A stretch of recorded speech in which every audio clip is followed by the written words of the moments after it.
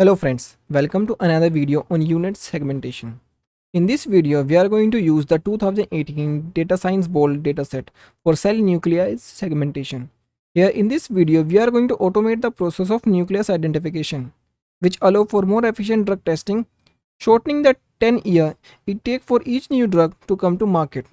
The complete program for the cell nucleus segmentation is built using TensorFlow 2.0 framework. To learn more about it, watch the complete video and subscribe the channel. So without any further delay, let's start.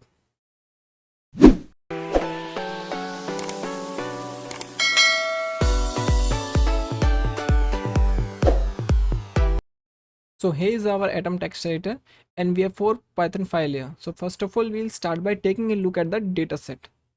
So here we have the dataset. It contains 2 folders. First images and second is the ground truth mask. So let's take a look at some of the few samples of the cell nuclei. So these are the different kind of images which we are going to use to train our network.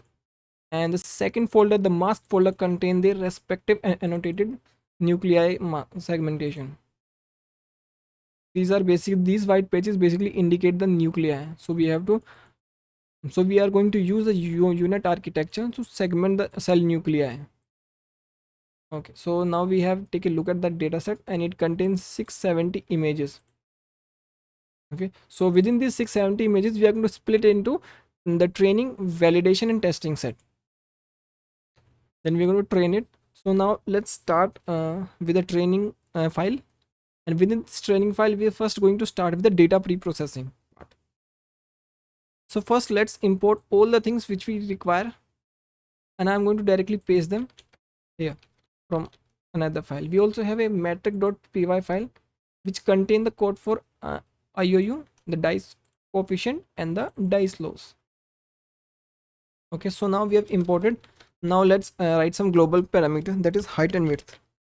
So for these data set and these images, we are going to use a size of 256 by 256.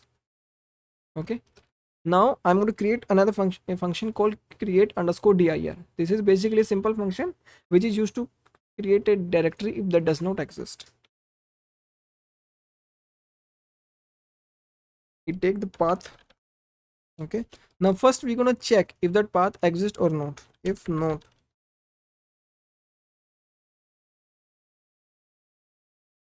so if this part does not exist, then I create that directory.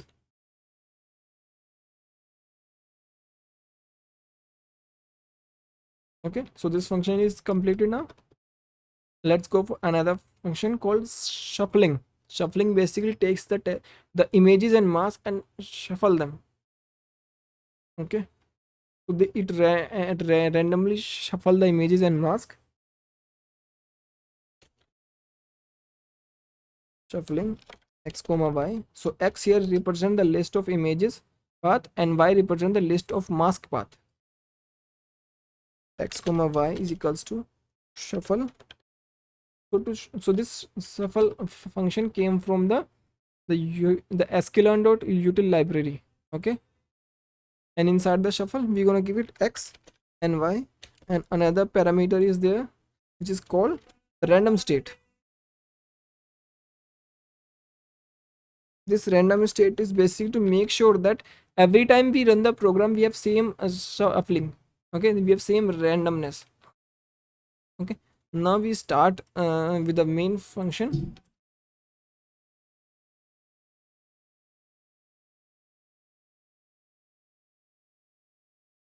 Okay, now first of all we are going to seed the environment.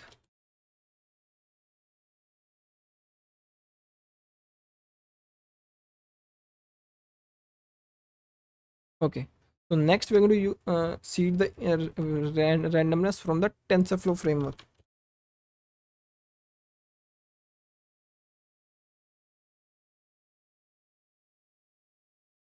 So now we're going to create a directory to save our weight files and other files which are going to be created while training the architecture.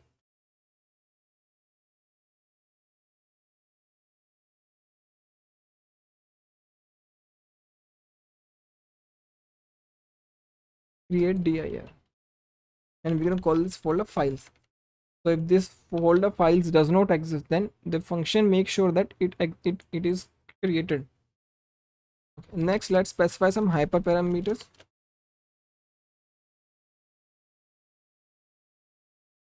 First of all, the batch size.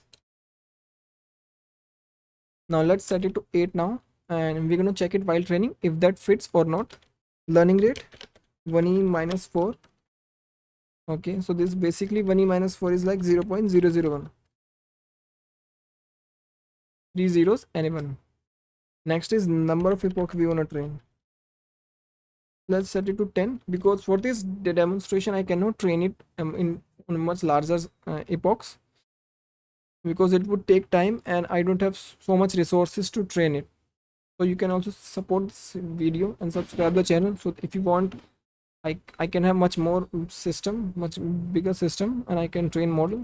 Just subscribe the channel. I don't asking any donation or any super chats or anything. I just want to subscribe the channel, like the video, share it. Just you can do that, and that's enough for me. Okay, let's continue with the code. So now we're gonna have to save the weight file. So let's create the path for that also, where they are going to be saved. So they are going to save into file slash, and the name of the weight file would be model.h5. There's another file which is going to be created while training. That's a CSV file. You're gonna say CSV path is equals to files slash data.csv. So this CSV file is going to be created using by this CSV logger callback. So this CSV logger callbacks logs all the data, all the training and validation metric losses, everything while training. Okay, so that we can, after the training complete, we can see and create charts using that. Now we're going to work on the data set. We're going to load the data set, split it in training, validation and testing, and then start working upon it. First we need to set the data set path. Okay, so I'm going to paste this path. Okay, now we are going to create a function called load data. Okay, and load data is going to return the training images, the training mask, next the valid images, valid mask, and after that at last is going to return test images and test mask. So now I have pasted this line, so you can see the load data function need to be created. So we are going to create this function called load data, and this function takes this dataset path. Okay, so we need to load the images and the mask, and here we need to set the split because we are going to split the data. So we're going to say 20% split. So this means that 60% of the data would be used for training and rest 20% would be used for the validation and the testing respectively. So let's load all the images and all the mask path. So we're going to say images equals to globe. So inside the globe we can say os.path. Okay, it's incorrect. os.path.join. So if you want to know what does globe do, globe is basically used to extract the path, all the path on a specific pattern. So we're going to say path, and after that it has images. Next we want to load all the images. Let's check the extension for the data set. Okay, so it's a JPG image. You can see JPG. So we want to load all the images that ends with .jpg, and same we're going to do for masks.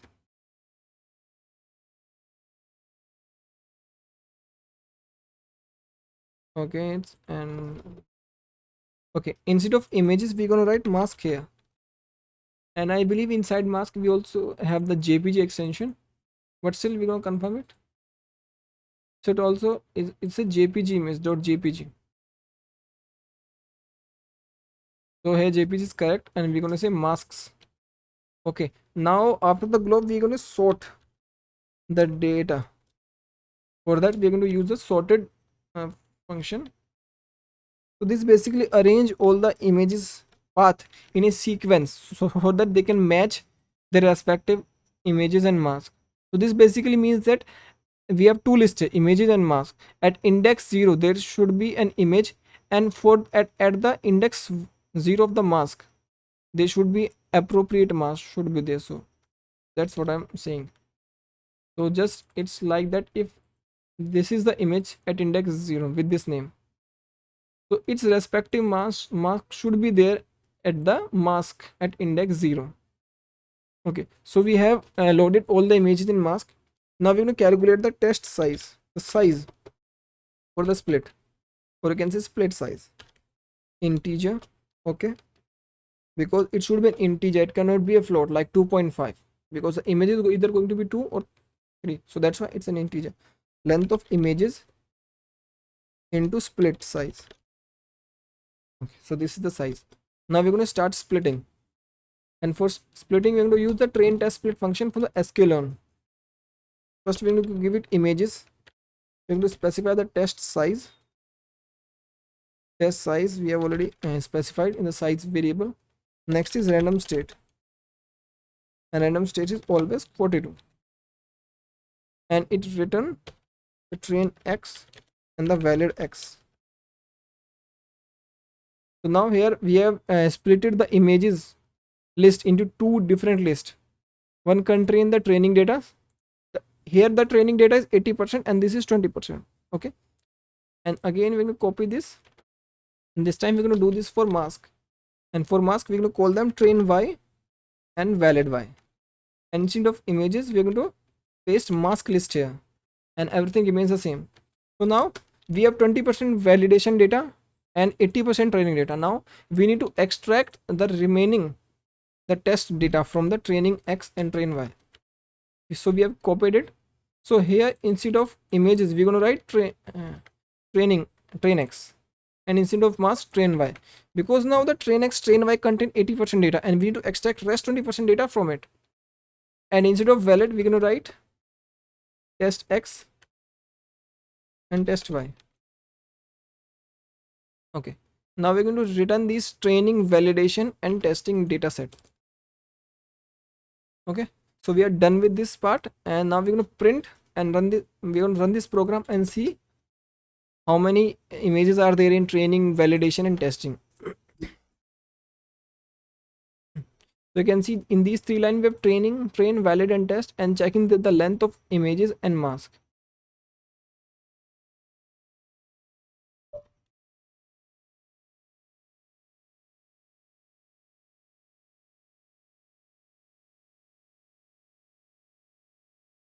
Okay, we have just haven't some.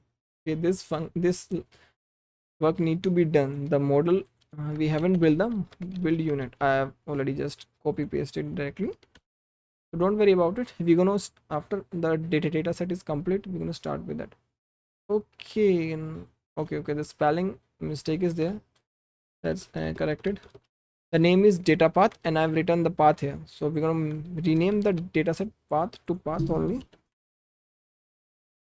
Now I hope okay. So you can see there's no issue, no error, and you can see out of the 670 images, 420 are used in training.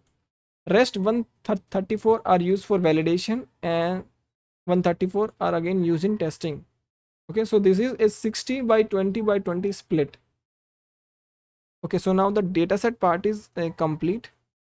Okay, we have loaded the dataset. Let's also create the dataset pipeline first. So pipeline is basically reading the image, reading the mask, and send the data for training. So we're going to use tf.data API for that task. Okay, so let's first write two functions, that is read image and read mask. This function is going to take the path respectively and return the numpy array. So def read image, we're going to say path. First of all, here the path is in encoded format here, so we're going to say path equals to path.decode. As these functions are going to be used inside the TensorFlow, so the path is not going to be simple string, it's going to be in encoded form, so that's why we need to decode it. Then we're going to use the OpenCV function to read the image.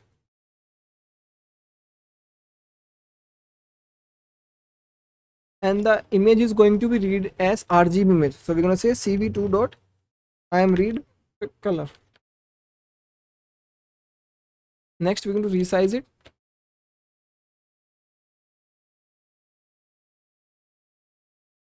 x. So we're going to say width and height.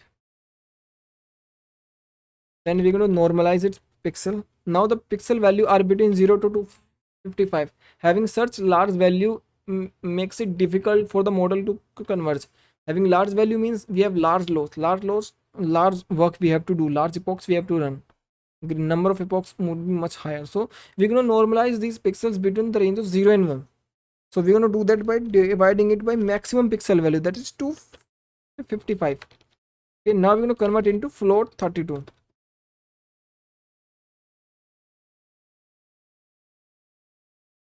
Okay, and we're going to return x.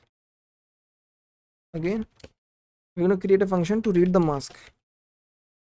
First the path. Okay, then we're going to decode it.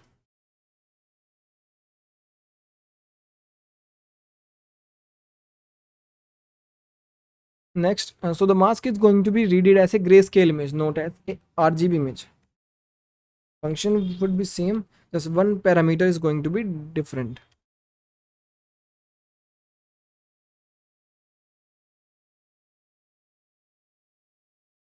Here we're going to say I am read grayscale. Okay, now some steps are going to be same here, so we're going to copy them. So here if we read the image as grayscale, so the size is going to be like here, and the size is, you can say, 256 by 256, and we need a size of 256 by 256 by 1 by 1. Okay, so we're going to convert it from this to this by expanding a dimension at the last axis. So here after that we are going to expand a dimension. Okay, and for that we're going to say x equals to np dot expand dims. X and axis is going to be -1, so -1 refer to last. We're going to say return x. So both the function are completed. Now we're going to write another function called tfparse. This function is going to be used inside the tf-data API to read the image and mask and get the numpy array, and that numpy array would be converted into tensors and then is passed to the model for calculating loss and then optimizing it. So this tfparse function takes the individual image and mask path. So these x and y are not list, these are basically paths, the strings in which are encoded. Okay, inside it again we're going to have a function called parse, and it again takes the same variables, the parameter x and y. So here we're going to use our read image and read mask function. So we're going to say x is equals to read image and give it x, y equals to read mask and we're going to give it y. Okay, now we're going to return x comma y. Okay, so as you know, we are working with TensorFlow and we have read this image and mask in TensorFlow, not in TensorFlow, in NumPy. You can also read them using TensorFlow, but I generally prefer to use the OpenCV library. Okay, because it's much easier to use than, I believe, than TensorFlow. So now we need to convert this NumPy operation into TensorFlow, and for that we need to use the tf.numpy underscore function. Now inside we need to give the name of the function, that is this parse function. Okay, now the argument this function take x and y. Next is the data type it return. It return float 32.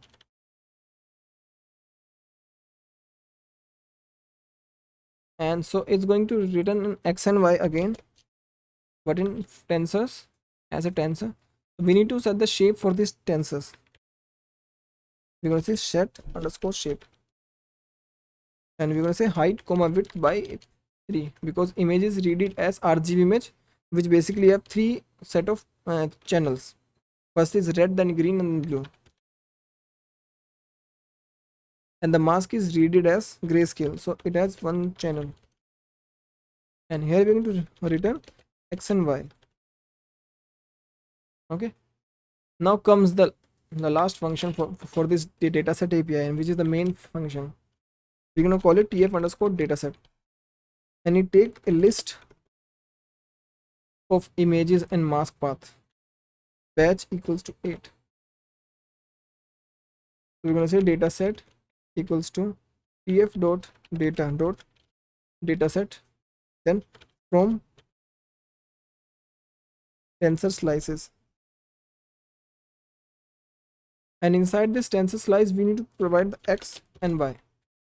Okay, so it's going to be tuple of list, tuple of two list. Next we're going to use our tf underscore parse function to read these images and mask. So we're going to say dataset is equal to dataset dot map tf parse. Next dataset equals to, next we need to set the batch size. We have batch size in the batch variable. Then we are going to use the prefetch function.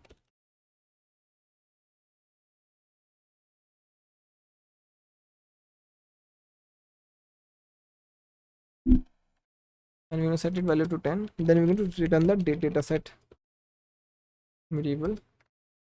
Okay, so this dataset is created now. Now let's go to the main function and start creating the training and validation dataset here. We're going to say train dataset tf underscore dataset, giving it train x, then train y, and batch is equals to batch size, and same for valid dataset.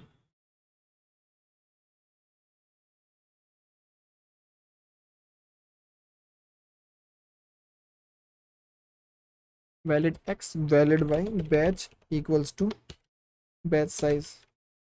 Okay, so this is done. Now we need to calculate the number of batches. So let me give you just simple demonstration. Let's say you have a list, you have in numbers in the range like 1 2 3 4 5. Okay, now this is your data set. Okay, this is your data set. Now you set batch size of 2. Okay, now what are the number of batches, how many number of batches would be created, and each individual batch would contain 2 elements. So number of batches would be like length of data set ds divided by the batch size. So what's the value of n? Let's say it would be like 2.5, I believe, but we need an integer, so that's why we divide it like this. So it's going to be 2. Okay, so the first would contain 1 and 2, second batch would contain 3 and 4. Okay, so this 2 is done, but if the remainder, or we have some remainder, this means this a single element is remaining. Okay, then the last batch would be of size 1. So here the number of steps, the number of batches created are 3, but if it is properly dividable, and no remainder is remaining, so this means that no additional data point is remaining. Okay, so this is just a simple example I have shown you for the demonstration, so I believe you understand it. So first of all, let's create the train and valid step. Okay, so this is the train step and valid step. Here we have simply do calculate the length of train x and divide it by batch size, and in the next we're gonna check if the remainder is not 0. Okay, so if in the training step the remainder is not 0, then increment the training step by 1.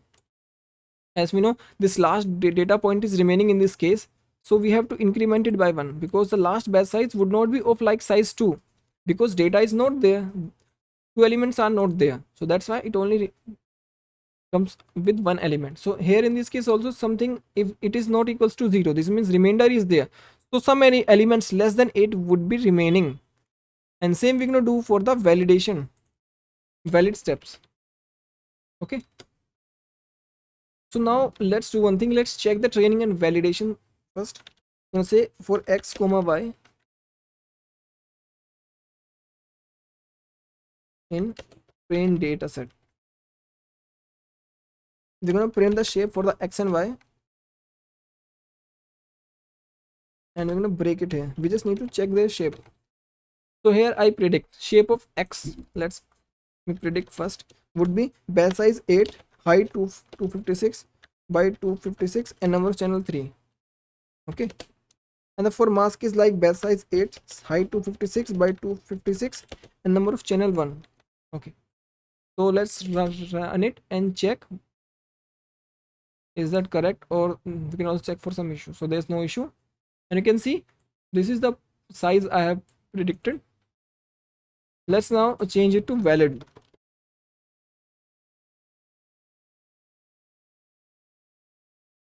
Okay, in case of valid, you can see this everything is remains same without any error.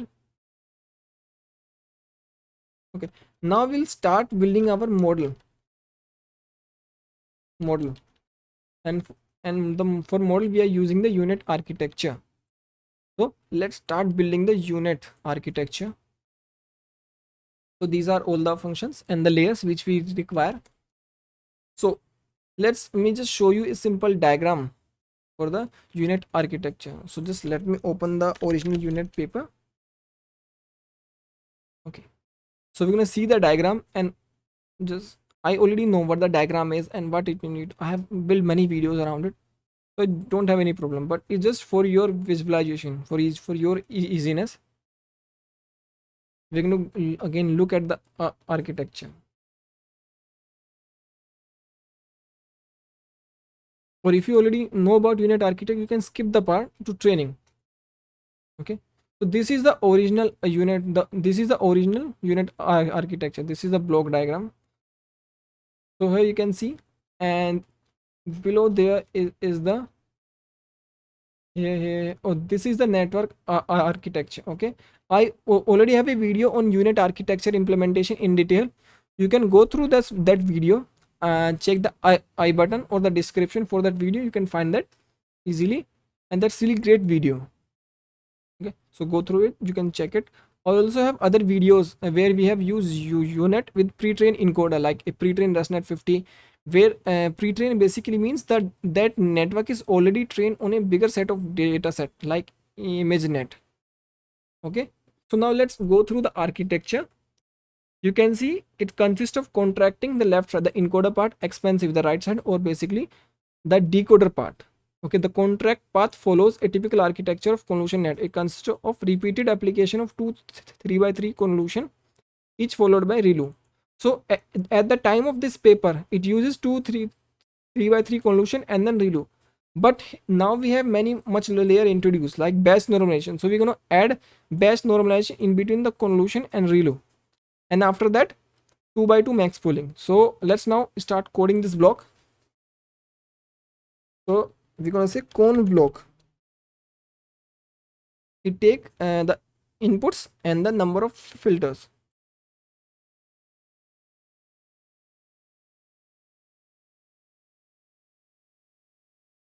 So what's written in paper? 2 3 by 3 convolution, each followed by ReLU activation.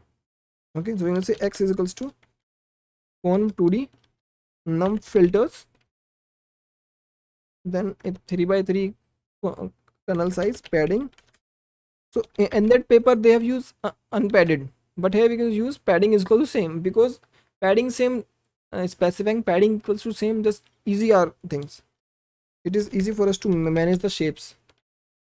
Then we're going to add batch normalization here. Is not added in the original paper, but still we're going to add it because it improved the performance. Here we're going to specify ReLU. Now again we need to again we follow the same 3 layers. Okay, so now this this convolution block is complete. Okay, now we'll follow the encoder block. So we're going to say in inputs.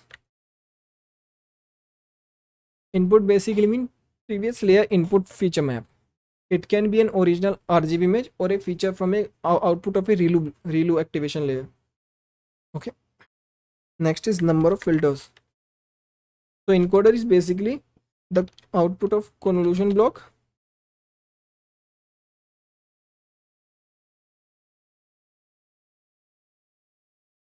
Now the output of convolution block is followed by a 2 by 2 max pooling.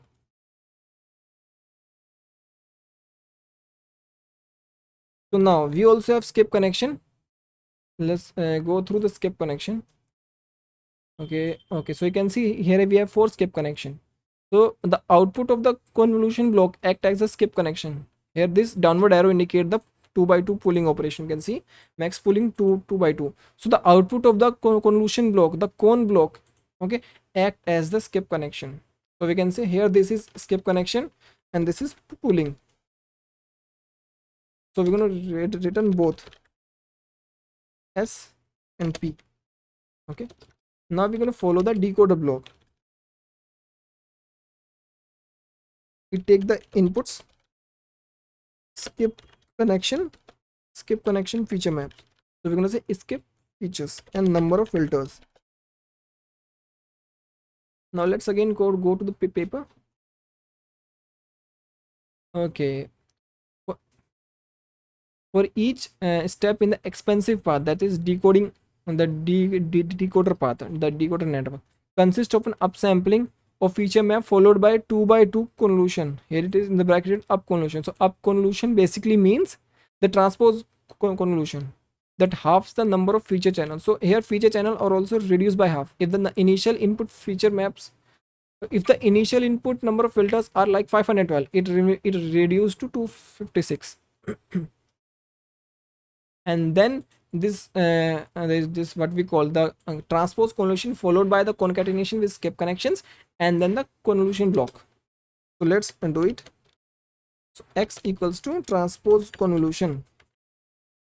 So it's a 2 by 2 transpose convolution. So we're going to say 2 by 2 stride equals to 2 as its doubles the resolution of feature map. Like the input resolution is like 32 by 32, then it became to 64 by 64.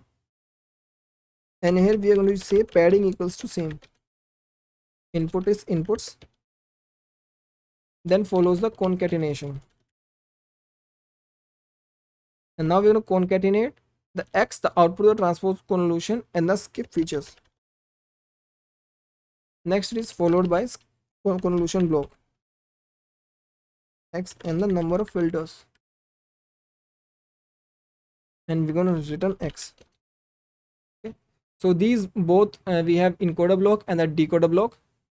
Now we start building the unit. So we're going to say build unit and you take input shape as the parameter. So input shape would be 256 by 256 by 3. So first we're going to build inputs is equals to input layer, input shape. Okay, so this is the input layer, and after that starts the encoder. So we have 4 encoder block and 4 decoder block and a convolution block joining both the encoder and the decoder. Just let me straight away copy the things. So this is the encoder part. Here we have 4 encoder block. It starts with the input layer, then followed by the 3 the output of the previous layer, then act as the input for the next decoder layer. And here note the decode the encoder layer, and here the number of filters are doubled. Next it is followed by the simple convolution block. Okay, so we're going to call it B1, and after that comes the decoder. And here this B, we can call it bridge or the bottleneck.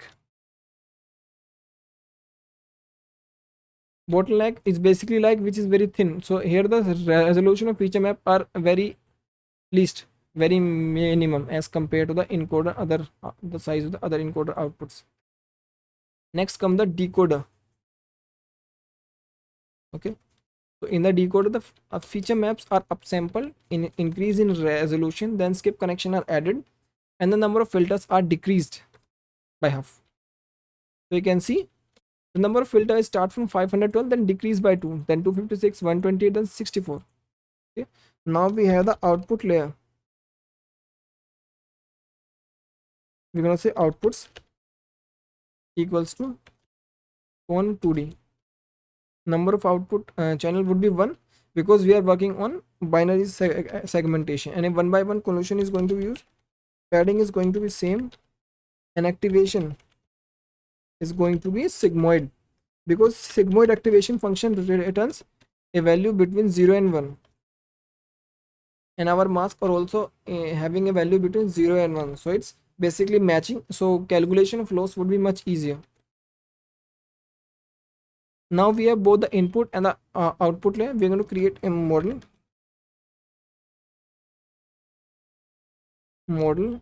inputs, outputs, and we're going to give it a name.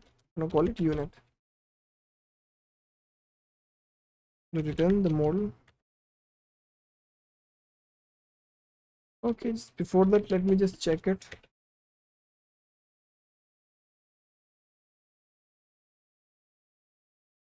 So model is equals to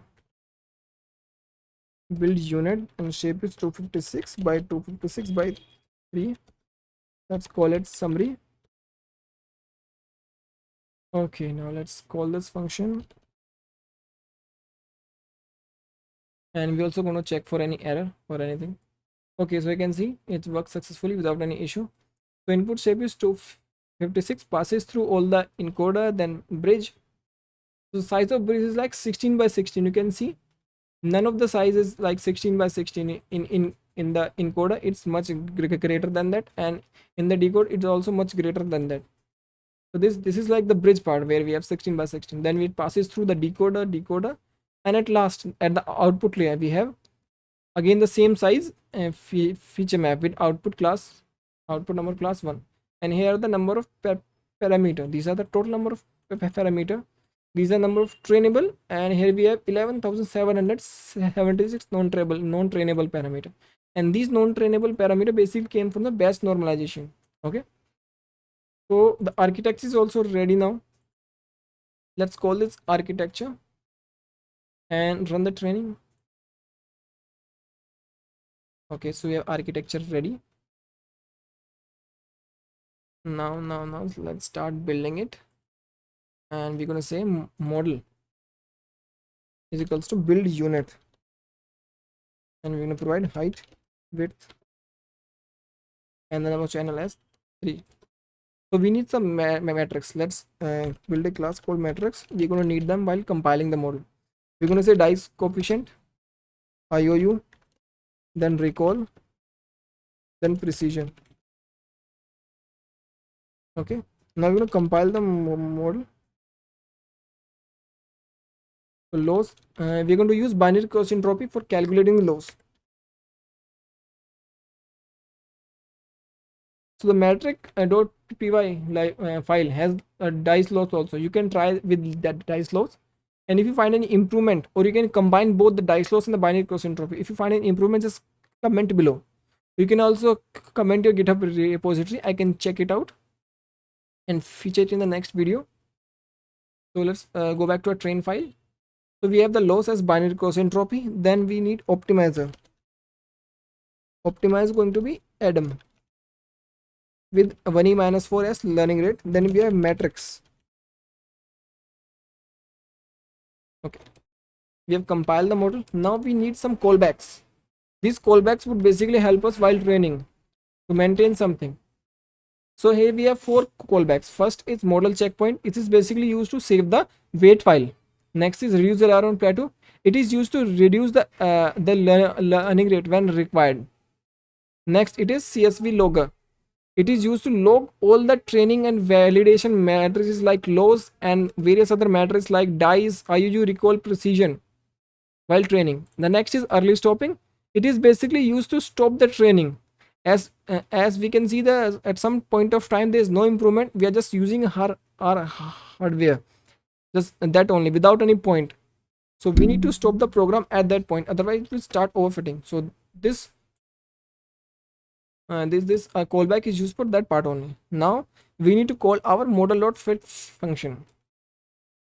Okay, so this model.fit function would basically train our program. It take the training data set, number of epoch, then validation data set, train step. Train steps basically means the number of batches in training data set. Then it has validation step, then the callbacks, and we're going to say shuffle is equals to false. Let's remove it. It isn't required that much. Okay, so I think I have left one thing. Yeah. So we have the shuffled, we can say the shuffling function, and we haven't used it. So we're going to shuffle the training data. So what's the name of the function? Shuffling or shuffle? I don't remember. So it's shuffling. Okay, okay, okay. Otherwise there would be mistake. Shuffle X, the train X, and train Y. Okay, so now we can start the training. Okay, I don't think that it would take much time. Okay, num epochs is not defined. That's an issue. We can check for it. Okay, it should be S here. Okay, so let's see if there's any issue. Okay, we can see epoch 1 by 10. First epoch has, I think, started. So let's wait to see. Okay, so you can see it has started training, and I think it won't take much longer. But I've already trained a model on much higher number of epochs. So I'm going to stop this program and copy the weight file from that part only. So that's this library. So we're going to copy these two files in here, in here. So I just ran this program already, so I don't need to train it now. Okay, so I've copied the weight file. Now we have two files, that is data.csv, second is model.h5. We already know the model.h5 contain the weight, and we cannot easily visualize it. It's not for visualization, or we cannot see it, what is inside it. It's just basically numbers and numbers and numbers. That doesn't matter for us. The main file we can see here is the data.csv. So this model is trained on 27 epoch. We can see 27 epoch. So it contains the dice, IOU, loss, learning rate, precision, recall while training, and those matrices are also recorded for validation. Like here we have much like we can here build charts. Okay, the comparison chart. So let me build one comparison chart here, a line chart.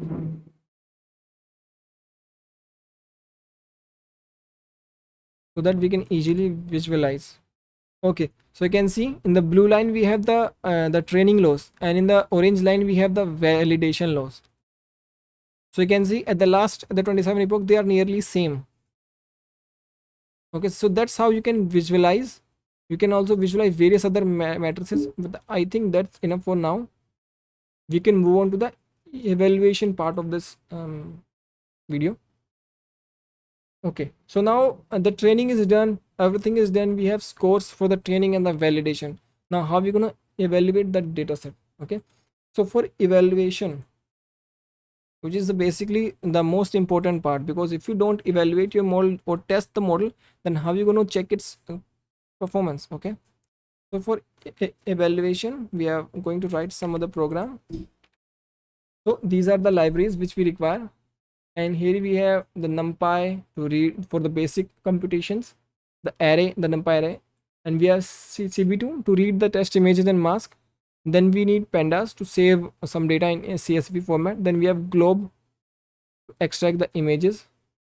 Then we have tqdm is basically the progress bar. Then we have some tensorflow, and here are the matrices from the sklearn.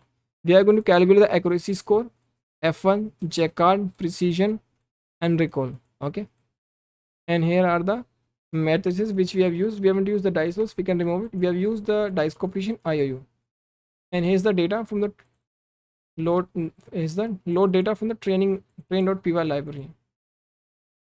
Okay, so let's do one thing. Let's specify height is equals to 256 and width is equals to 256. So we need to copy some functions from the train file. So make sure that your height and width remains the same as they are in the training, because the model is optimized for this height and width only, these dimensions only. If you change these dimension, you will get a different performance, but that would not be higher, that would be lower. That's what I believe from my experience. but you can check it out and see. And we can copy this read image and read mask. We're going to make appropriate changes inside them. Okay, so first of all we need to remove this line, then remove this line. Okay, so here after resizing we're gonna save this image, this array, into a different variable, and here we also going to expand its dimension.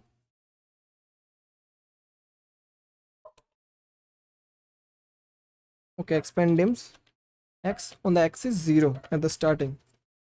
So here the size would become like 1 comma 256 by 256 by 3, because this image is fed into the model, and the model only take images in batches. If the image is 1, then make a batch size of 1 only, and then we're going to return the ORIX, basically image before normalization and after resizing. And same thing we're going to do with the mask. We're going to have origin X after resizing and before normalization. Okay. These arrays just basically we're going to save, and we're going to see how the image looks, how the ground truth look, and how the prediction look for the comparison. Because after normalization, then I'm going to multiply again it with 255, then it's going to be different. But that's why I've saved this image here only, and we're going to copy this part also. So okay, here we can remove this line because we don't need to give mask.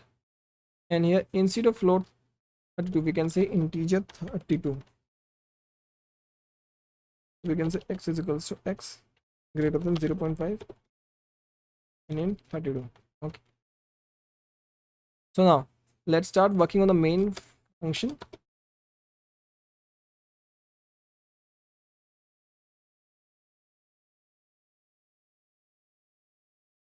Okay, so let's create a folder,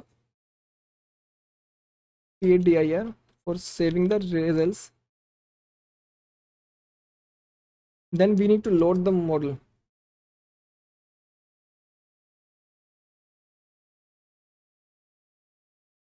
Load model.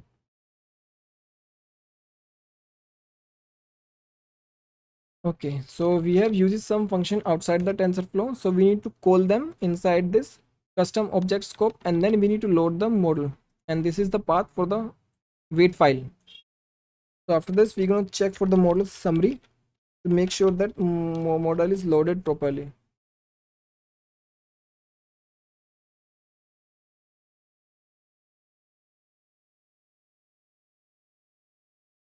Okay, so you can see the model is loaded properly. Now let's move to the next part. So now we need to load the data set, and we can copy this part from here. But in the evaluation we only need the testing data set. We don't need the training and the validation data set. Now here comes the main function for prediction and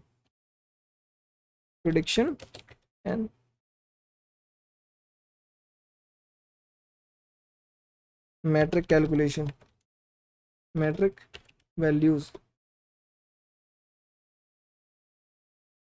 So we're going to loop through the test images and masks. So we're going to say for x comma y in zip test x test y. Okay, then after that we're going to use the tqdm, the progress bar, after the zip, and we're going to give it a value called total equals to length of test x. You already know test x and test y are basically same. Okay, so we're going to loop over it, and before that we're going to create a variable called score. So these x and y contain the individual images and mask path, so we need to extract the name. Okay, first, so first let's print the x and y, and let me show you how they look. Let me break it here.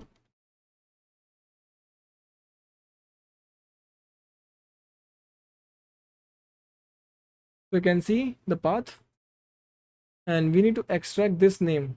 Okay, and this extension. So we need to extract this name from here, and first of all we're going to split this string on the basis of this slash. Let's do that. I'm going to say name equals to x dot split in the basis of flash, and we're going to have a list, and from this list we need to select the appropriate index number. Okay, I'm incorrect. Should be split, not split. Okay, so you can see now we have a list, and in the last index, the last element of this list contain the name of the file, and we need this name, so we're going to call it -1. Basically -1 basically means the last index, the last element of the list. Okay, now we extracted the name. Now we will read the image and mask. Reading the images, image and mask. Okay, so we have the image and the mask function ready. Origin x is equal to read image, we're going to give x, origin y, then y equals to read mask, and we're going to give y inside it. Okay, so we have read the image and the mask. Now we are going to make the predicting the mask. PRED prediction. Okay, so we're going to say mod y pred equals to model dot predict. So much mistake. We're going to give input image x. Okay, now we're going to print the shape. What is the shape, and we need to work upon it now.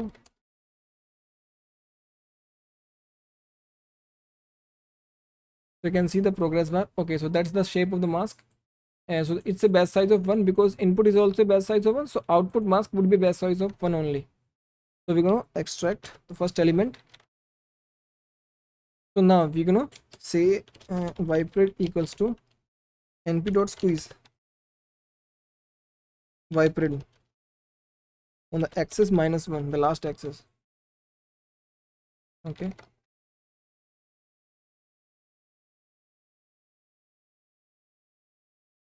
okay, so you can see it's now 256 by 256.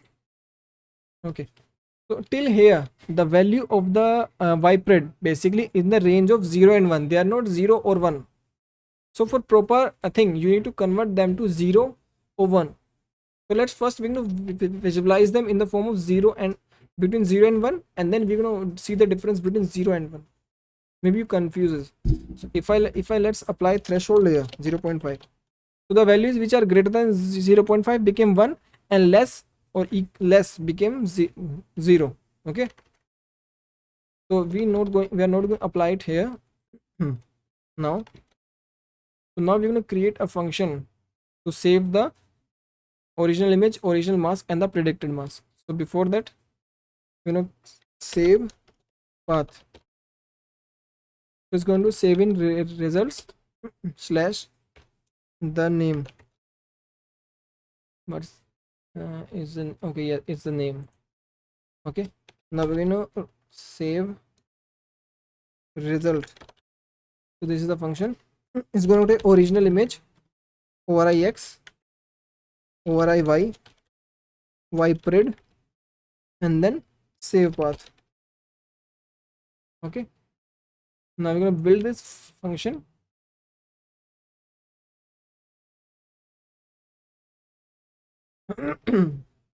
So okay, we need to save the original image, mask, and y. So we need to separate them with this small white line. So first of all, we're going to create a small white line here. Line equals to np dot ones. So height is going to be 256. Let's say the width of line is 10, and number of channel would be 3. We're going to create a white line. So also one thing we need to make sure that all the 3 lists, basically the 3 numpy array should have the same shape. The original x, original y, and the y prediction should have the same shape, but the ori y and the ypred have different shape. So we're going to need to convert them to a 3-dimensional shape. So for that, what we need to do, we need to first expand the dimension. Okay, so we are going to first expand the dimension on the last axis, and the shape would became like from 256 by 256 to 250. It will change to this. Okay, then we are going to concatenate, do some concatenation operation. Here we will concatenate three variable, and it would become like 256 by 256 by 3. Okay, and same we're going to do with the prediction. Same. Now what we're going to do, we're going to concatenate all the three images. So we're going to say cat images. This is basically a variable, np dot concatenate. We're going to have ori x line, ori y line, and then we have our prediction on the axis 1. Now we're going to save them. We're going to save path and then cat images. Okay, let's run this now, and we're going to see what the image look like after saving and how the model performs. Okay, so here we have results folder. Okay, and we have the single image. Okay, so you can see, if I just zoom in, the first image is the original image, the RGB image. The second image is just the ground truth mask, and the third is like the predicted mask.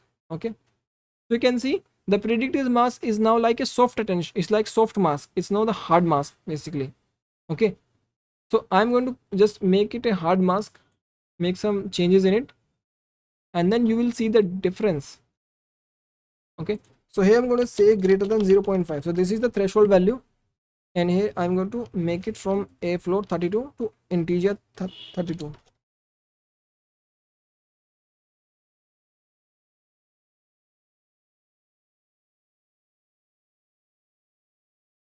Now we're going to run it again, and we will see the changes in file. Okay, let's first run it. Okay, let's run. Okay, now you can see. Okay, now you can see how mask now look, how the different mask looks now. But the one thing we can say is that the model is performing really good. We can see because the data set is also really not that hard. Okay, I can say that data set is not hard. This can be easily, this image can be easily segmented using any traditional machine learning technique. I think even if we apply also thresholding here, it would give us some good mask. But in some cases we have to use deep learning, because deep learning have better generalization capability, but still deep learning have the out of distribution data problem. If the distribution is out not included in the training data set, then that distribution might cause issue. Some sample are out of distribution, it might cause some issue. Okay, now we have saved the result. Now we need to calculate the matrix. So first of all we need to flatten numpy array. Okay, we have flattened. Now next we need to calculate the various matrices, and we have already imported the matrices from sklearn. You can see we have calculated the accuracy, f1, Jaccard, recall, and precision using this function, and these function take the flattened original ground truth and the flattened the predicted mask, and labels are a 0 or 1. Okay, so that's why we have used this threshold here and an integer 32. So now the y prediction value would be either 0 or 1, not between 0 and 1. And here the average is binary, because working with binary segmentation. And we have saved all the values. That is okay. I need to make changes here, the name. Okay, so now we have these. Now we need to calculate the mean score. Okay. So this is matrix. The first at the first we have the name, and then we have all the matrices. So I've extracted all the matrices from here. Okay, and calculated the mean score. Now here we can see we have printed these score. So we can save all these results in a CSV file. That's why I've imported the pandas in the beginning. So this score variable contain the name and all the individual matrices for each image. Well, now let's run this complete program, and we can see the mean value. So we have to wait for that.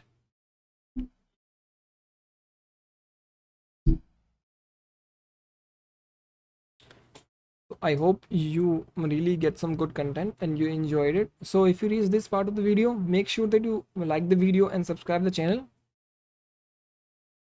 And you can also follow me on my social media handles and message me if you have any issue, or if you want some project related to this unit segmentation image classification, you can message me. I work as a freelancer also.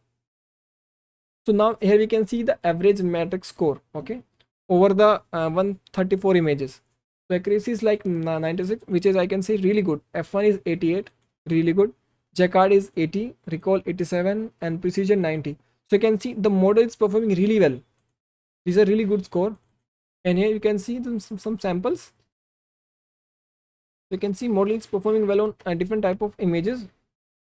Here we can see some under segmentation is there, so you can train it more. Or to remove this problem, you just need to follow some tips. Use these tips.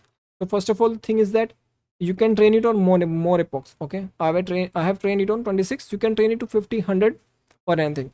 You can change the architecture, like you can use any pre-trained architecture. You can use data augmentation. Okay, you can play with learning rate, use different laws. Okay, you can also use the dice laws, which I've already provided in this in the code. So you can use the dice laws or a combination of dice and the binary cross entropy and work with that. So play with different values and then comment below if you have any change in score or improvement in score. Then we can see and discuss about it. Okay, so you can see the various samples. So that's enough. So that's all for this video. If you want to learn more about image segmentation, just click on so just click on the playlist on image segmentation, and you can watch various videos related to unit, and various applications of unit also there, and various pre-trained network with unit is there. So there's a hell lot of content on unit. This channel is especially for unit only, so just subscribe for the especially for image segmentation, and do contact me for any project or assignment or anything. I'm just free to work on that, but it's not free. I would charge appropriately for that. So that's all. I hope you have a good day. Thank you. Have a nice day.